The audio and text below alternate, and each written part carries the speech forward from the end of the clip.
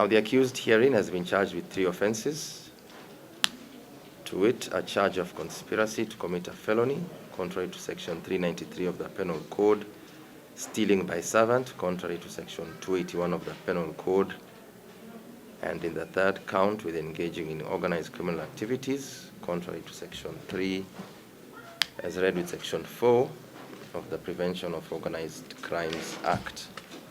Now, the current bond and bail terms which were granted to the accused were a bond of Kenya shillings 10 million with 1 surety of the same amount, or a cash bail of Kenya shillings 5 million with 2 contact persons. It has been argued for the accused that his family are finding the terms set to be excessive and they are unable to meet the same. The court has also been told that the accused is of frail health and his continued pre-trial detention is detrimental. The prosecution on their part averred that the bond and bail terms were very lenient in comparison to the very large amount in the charge sheet and maintained that the bond terms should be commensurate to the amount in the charge.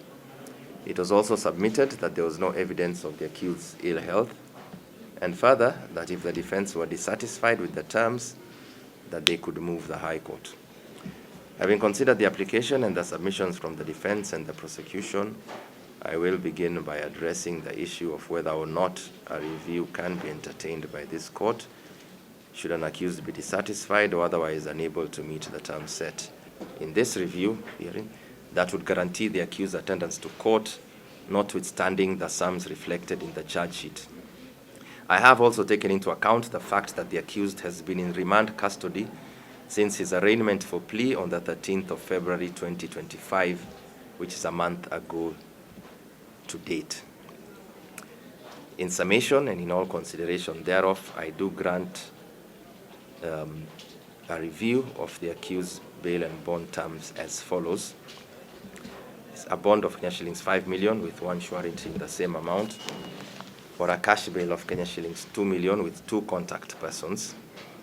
Number 3, in addition, the accused is to deposit his travel documents at his passport or passports in plural if he holds more than 1 with the court before his release, and is to report to the investigating officer at, I believe it is at Ruaraka Police Station, correct?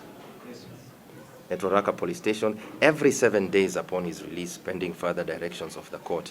This particular condition is reviewable after or upon the first mention hereafter for that, which will be for the purposes of pre-trial.